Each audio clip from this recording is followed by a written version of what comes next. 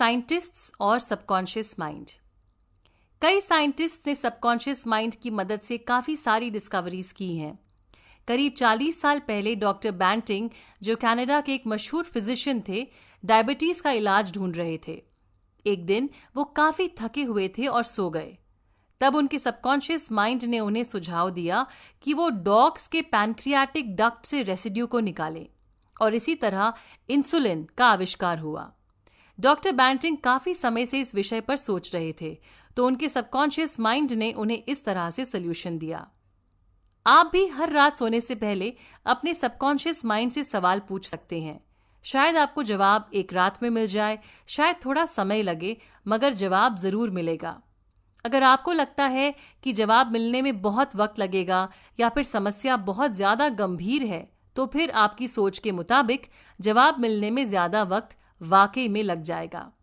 आपके subconscious mind को time या स्पेस के कॉन्सेप्ट समझ में नहीं आते हैं।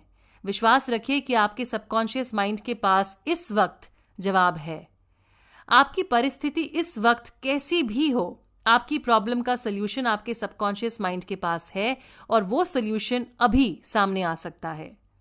डॉक्टर लोथर रशिया में प्रिजनर ऑफ वॉर बनकर कैद थे। उनके आसपास सुबह शाम लोगों को बेरहमी से मारा जा रहा था। डॉक्टर लोथर ने अपने सबकॉन्शियस माइंड का इस्तेमाल किया अपनी जिंदगी की नई कहानी लिखने के लिए। जर्मनी में उनका घर खत्म हो चुका था, परिवार वाले, दोस्त सब मारे जा चुके थे। उन्होंने अपने सबकॉन्शियस माइंड से कहा कि वो लॉस एंजलिस जाना चाहते हैं। उन्होंने लॉस एंजलिस की कुछ तस्वीरें देखी हुई थीं। वो उन्हीं तस्वीरों को बार बार याद करके इमेजिन करते कि वो उन गलियों से गुजर रहे हैं और उनके साथ एक अमेरिकन लड़की है। इस लड़की से वो वॉर से पहले मिल चुके थे, और आज ये लड़की वाकई में इनकी बीवी है। काफी दिन तक डॉक्टर लोथर अपने दिमाग में ये तस्वीर बनाते रहे। फिर एक सुबह चीफ गार्ड सारे कैदियों की गिनती ले रहा था। डॉक्टर लोथर का नंबर था 17। 16 तक गिनने के बाद गार्ड को किसी ने बुला लिया। डॉक्टर लोथर चुपके से निकल लिए। जब गार्ड वापस आया तब उसने 17 से गिनती शुरू की, यानी कि डॉक्टर लोथर के पीछे खड़े हुए कैदी का नंबर 17 हो गया था। शाम को भी कैदियों की गिनती उतनी ही थी, इसीलिए डॉक्टर लोथर का गायब होना किसी को पता भी नहीं चला। वो घंटों चलते रहे और भागते भागते पोलैंड आ पहुंचे। उसके बाद कुछ लोगों की मदद से स्विट्जरलैंड पहुंचे।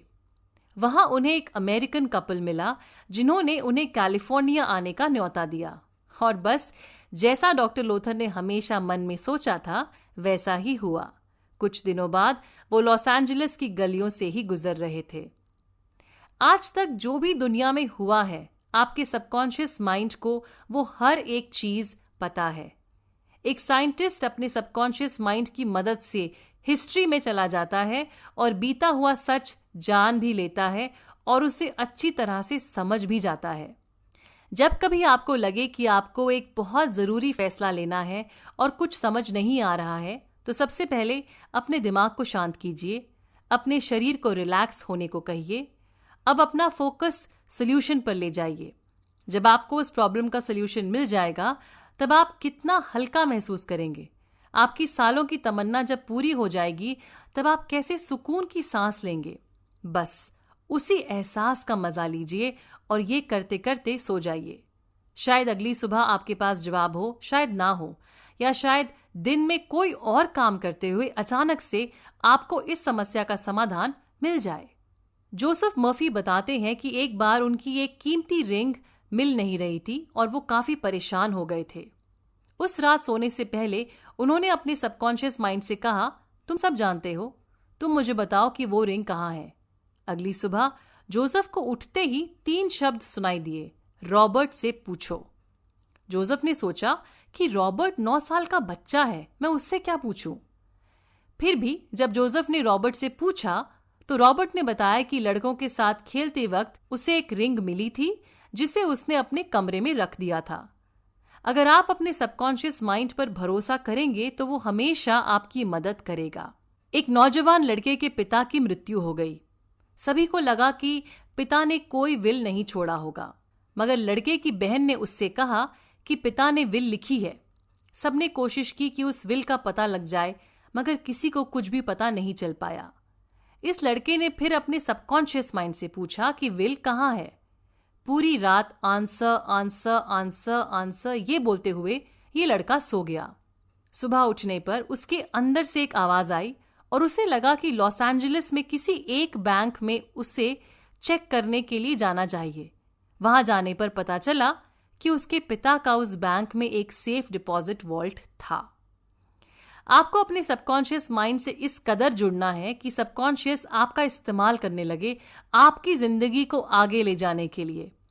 जब आप कॉन्शियस माइंड से ऊपर उठकर सबकॉन्शियस माइंड से कनेक्ट कर लेते हैं तो अंदर से एक खिंचाव महसूस होता है जो आपको सही दिशा पर अपने आप लेकर चलना शुरू कर देता है।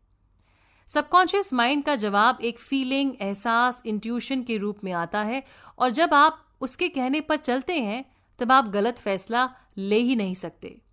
आपका हर एक कदम आपको एक खुशहाल और शांत जीवन की तरफ ले जाएगा। Chapter 12 subconscious